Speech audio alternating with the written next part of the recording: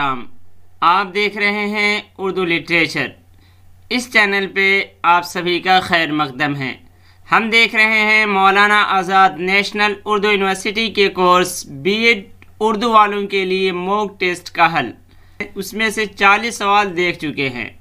ये 41वां सवाल जो पहले हिस्से का आखिरी और 5वां जुज़ है वो अब हम देखते हैं। ये है ज़हनी सलाहियत यानी रीजनिंग से मुताल्लिक ये 10 सवाल होते हैं। तो आइए अब हम चलते हैं पहले सवाल की तरफ। सवाल नंबर 41, अगर एक कोड में रिस्क QHRJ लिखा गया है तो फिल्म को कैसे लिखा जाएगा। ये सवाल मॉक टेस्ट में कुछ उल्टा हो गया था, इसलिए कुछ लोगों को इसमें शुबा भी हो गया था। असल QHRJ पहले हो गया था और रिस्क बाद में, ये खुद वो सेटिंग में ले लेता है। लेकिन देखिए अब हम देखते हैं तो R से एक पहले ये लिया गया, उसी तरह I से पहले HI जैसे होता है, S से पहले R लिया गया है, K से पहले J। तो उसी तरह फिल्म में भी हम F से पहले क्या है, F से पहले E है तो E को लेंगे। इसका मतलब हमारे सामने ये हो गया कि यही दो आंसर हो सकते हैं, ये होगा या ये हो सकता है। दूसरा I से पहले H है, K तक बराबर है। अब LM, तो M से पहले L होता है तो ये हो जाएगा हमारा आंसर। कौन सा हो जाएगा हमारा आंसर, ये वाला हो जाएगा आंसर। सवाल नंबर 42, 5, 9, 13, 17, 21। तो अब ये उसके बाद क्या आएगा, देखिए इसमें क्या कहते हैं, देखते हैं कि तरतीब कैसे चल रही। तो देखिए 5 में 4, 9, 9, 4, 13, 13, 4, 17, 17, 4, 21। तो 21 और 4 कितना हो जाएगा, तो वही हमारा हो जाएगा 25 और ये हो गया आंसर। सवाल नंबर 43 देखते हैं, ACEG, इसके बाद BDFH, उसके बाद सम अनुपात है, यानी जब 4 निशान हैं एंड 2 कॉलन अगर आपको दिखे तो इसमें करना क्या होता है, इसमें मुनासबत जो देखनी होती है, इसमें देखना है कि इन दोनों में जो मुनासबत है वही ऐसे और इधर वाला जो लाना है उसमें होगा। तो देखिए A के बाद आसान ही है, A के बाद B, C के बाद D है, E के बाद F है, G के बाद H है। तो ऐसे ही हमें P के बाद Q लाना है, यानी जिसमें Q है वो हमारा आंसर हो सकता है। ये हमें पहले ही कट्टिस हो गया। उसके बाद R है तो उसके बाद S होना चाहिए, तो हमारा आंसर यही निकल गया कि ये हो जाएगा हमारा आंसर। लेकिन आगे भी हम देख लेते हैं कि क्या सही बन रहा है। T के बाद U, V के बाद W, तो ये हो जाएगा हमारा आंसर QSUW। सवाल नंबर 44, हामिद मगरिब की जानिब 25 मीटर सीधा चलकर दायां मुड़ता है, फिर 20 मीटर सीधा चलने के बाद दायां मुड़ता है, और फिर 50 मीटर चलने के बाद दायां मुड़ता है, फिर 20 मीटर चलने के बाद दायां घूमकर 20 मीटर चलता है। अब वो अपने नुक्ते आगाज से कितना दूर है। तो जब भी डायरेक्शन का सवाल हो तो सबसे पहले हमें ये निशान बना लेना चाहिए, इससे पता चल जाता है कि किधर जाना है। तो ऊपर है हमारा नॉर्थ, क्या है ऊपर नॉर्थ है, नीचे साउथ है, और उसके बाद मैं इधर बताया था कि V जो इंग्लिश में आता है हम के माना में वो लिखा कीजिए तो आपको निकल आएगा। तो ये हो जाएगा वेस्ट और ये जो हम लिख रहे हैं ये है ईस्ट। तो इस तरह है। अब हमें एक आदमी को चलाना है। तो देखिए हामिद मगरिब की जानिब चलता है, किधर यानी इधर चलता है। कितने मीटर सीधा चल रहा है, 25 मीटर। कितना, 25 मीटर। उसके बाद किधर मुड़ता है, दाएं जानिब। फिर दायां मुड़कर इधर ये दायां मुड़ता है, दायां मुड़कर कितना चला, 20। कितना चल रहा है, 20। और उसके बाद फिर चलने के बाद दायां मुड़ जाता है, दायां मुड़ा, फिर कितना चला यहाँ से 50। कितना चल रहा है, 50 मीटर चल रहा है यहाँ से। फिर उसके बाद क्या किया, दायां मुड़ा और फिर 20 चला। कितना, तो जितना इधर चला था उतना ही इधर आया है, तो ये भी 20, ये है 20 मीटर आया। अब चलने के बाद फिर दायां घूम जाता है, दायां घूम जाता है और कितना चलता है, 20। कितना, 20 मीटर चलता है। तो अब हमें बताना है कि ये बीच में कितना है। तो देखिए ये तो यहाँ 25 हो गया, यहाँ 20 हो गया। तो 45 50 में से घटाएंगे तब हमारा आंसर निकल आएगा कि 5 मीटर। ये है उसका नुक्ते आगाज़ है, स्टार्टिंग पॉइंट यहाँ है और वहाँ से इतना दूर है। तो ये जो दूरी है ना, ये दूरी ये हमारे पास आ गई है 5, कितना 5 मीटर दूरी है। तो आइए अब हम ऑप्शन में देख लेते हैं क्या 5 मीटर है या नहीं। तो ऑप्शन में है 30 मीटर, 10 मीटर, 5 मीटर, 15 मीटर। तो हमारा आंसर हो जाएगा ये 5 मीटर। 5 मीटर जो है वो हमारा आंसर हो जाएगा कि 5 मीटर दूर वो है अपने स्टार्टिंग पॉइंट नुक्ते उरूज से 5 मीटर दूरी पे है। सवाल नंबर 45, उज़्मा बुशरा से 2 गुनी उम्र की है। 3 साल पहले वो बुशरा से 3 गुनी उम्र की थी, तो अब वो कितने साल की है।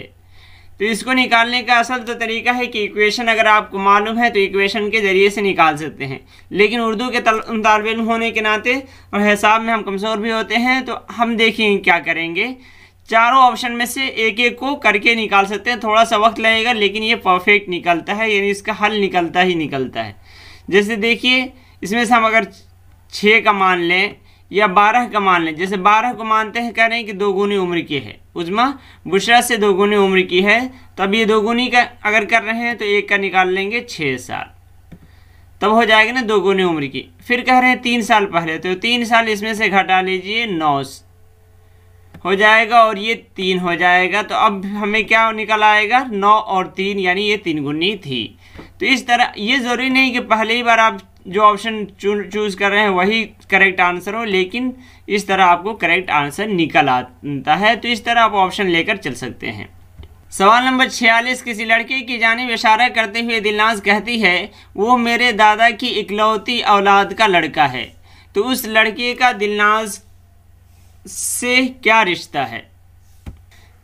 जहाँ पे ये पॉइंटिंग वाला आए अगर ब्लड रिलेशन में, तो उसमें क्या करना चाहिए, खुद को फ़र्ज कर लेना चाहिए। जैसे यहाँ पे अगर लड़की है तो लड़की खुद फ़र्ज कर लेगी, अगर नहीं है तो अगर लड़का है तो वो समझ लेगा कि मेरी बहन अगर मेरे तरफ इशारा करके कहती है। दिलनाज यानी अपनी बहन को अगर इंसान मान ले कि वो इशारा करके कहता है मेरे दादा की इकलौती औलाद का लड़का है, तो इकलौती औलाद का लड़का क्या हो जाएगा, इकलौती से हो गया कि वो बाप ही होगा। अब ये बाप का लड़का है तो उस लड़के का दिलनाज से क्या ताल्लुक़ है, यानी वो लड़का दिलनाज का क्या लगता है, तो वो लड़का क्या लगेगा, भाई लगेगा। क्या लगेगा, भाई लगेगा। अगर लड़की का पूछा गया होता कि दिलनाज उस लड़के की क्या लगती है, तो वो फिर बहन होता। सवाल नंबर 47, एक सफ़ में S x P R x S और जेड बैठे हुए हैं। एस और जेड बिल्कुल दरमियान में हैं, ए और पी बिल्कुल आखिर में है। ए की बाएं जानिब आर बैठा हुआ है, तो पी के दाएं जानिब कौन बैठा हुआ है। ये है सीटिंग अरेंजमेंट का सवाल। तो यूँ इसे बैठाने के लिए हम क्या कर सकते हैं, ये समझ लीजिए कि इसमें इन लोगों का रुख है इस जानिब, इन लोगों का रुख है इस जानिब। अब इसमें बैठाएंगे कैसे, तो देखिए कैसे हमें निकलेगा। ए और पी के को कह रहा है कि बिल्कुल आखिर, यानी एक तरफ अगर ए है तो एक तरफ पी है।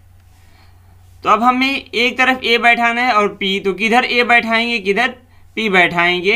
ए की बाएं जानिब, ए की के बाएं जानिब। तो अब हम बैठा सकते हैं कि ए है ये इधर मुंह किए हुए हैं, तो ए के बाएं जानिब आर है, ए के बाएं जानिब आर है। तो अब हमें एक जानिब क्या है, ए निकल आया, तो दूसरी तरफ हमें बैठाना है पी। क्या बैठा लेना है, पी बैठा लेना है।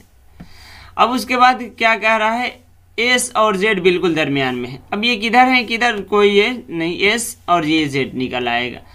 अब हमें बैठाना है, तो अब बचा हुआ कौन है, ए हो गया, पी भी हो गया, आर भी हो गया, एक्स बचा हुआ है, तो वो हो जाएगा दाएं जानिब, पी के एक्स जानिब। तो हमारा वही हो जाएगा आंसर। आंसर क्या हो जाएगा, ये हो जाएगा हमारा आंसर कि एक्स जो है ये पी के दाएं जानिब है।